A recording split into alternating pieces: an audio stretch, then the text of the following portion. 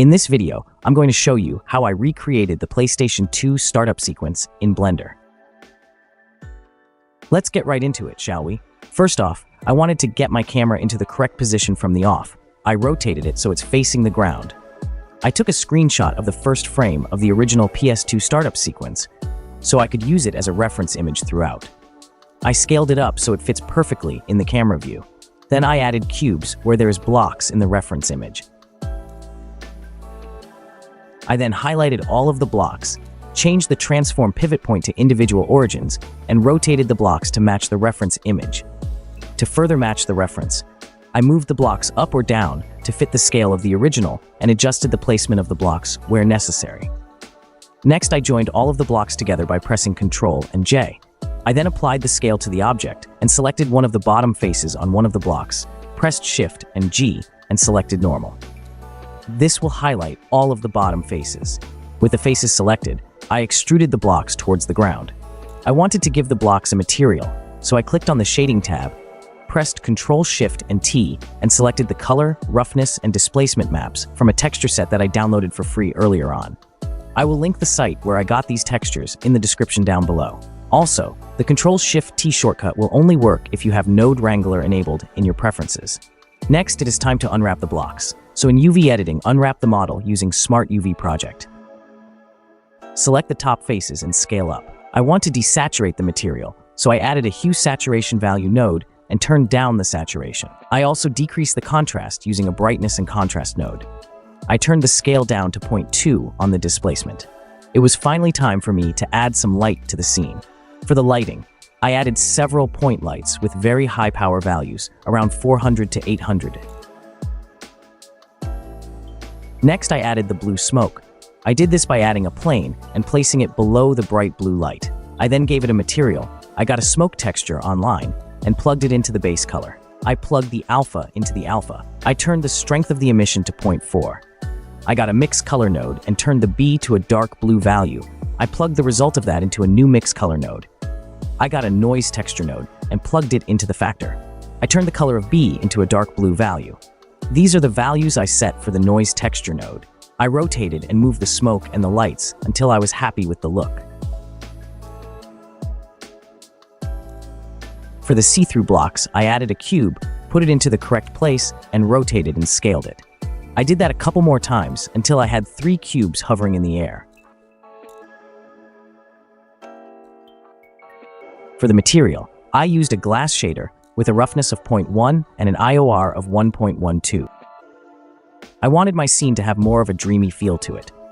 So I clicked the compositing tab, turned on Use Nodes, added a glare node. I plugged the render layers into the glare and the glare into the composite node. I switched to fog glow and put the quality to low, and set the rest of the values to this. To see the result, you simply render your scene. It's time to add the orbs. For this, I got a UV sphere, set the segments and the rings to 6 and 4, then scaled it down. I gave it a green emission material with a strength of 4. I duplicated the orb 3 times, so I had a green, a red, a pink, and a purple orb.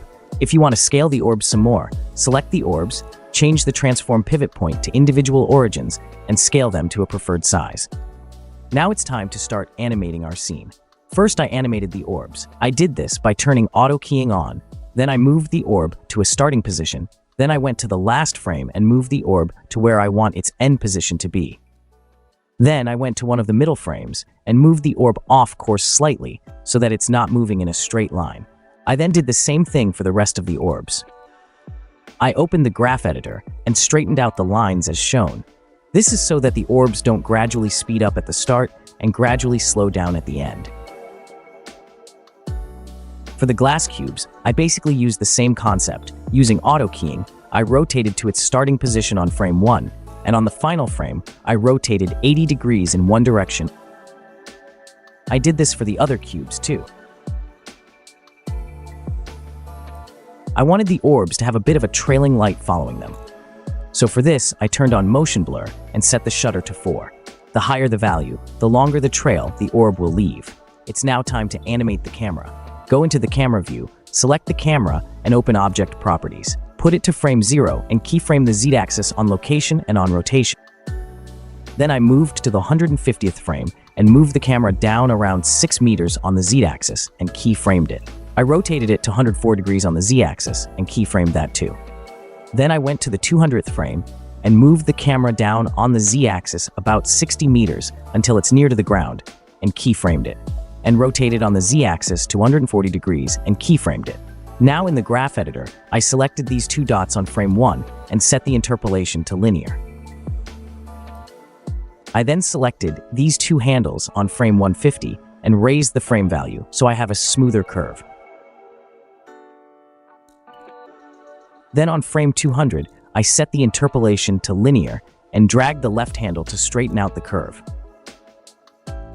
Now it's time to animate the smoke. Turn auto keying back on. Go to frame 1, move the smoke to a starting position. Then go to frame 200 and move the smoke on the Y-axis a few meters. For slower moving smoke, move the keyframes further apart.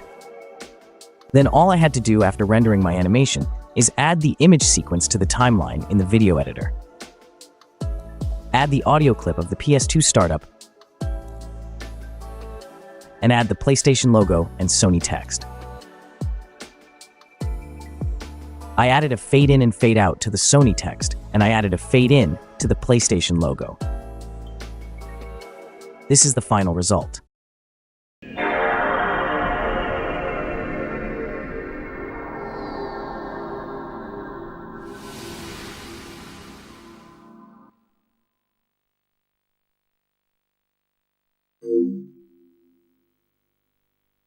I hope you enjoyed this video on how I made the PlayStation 2 startup sequence.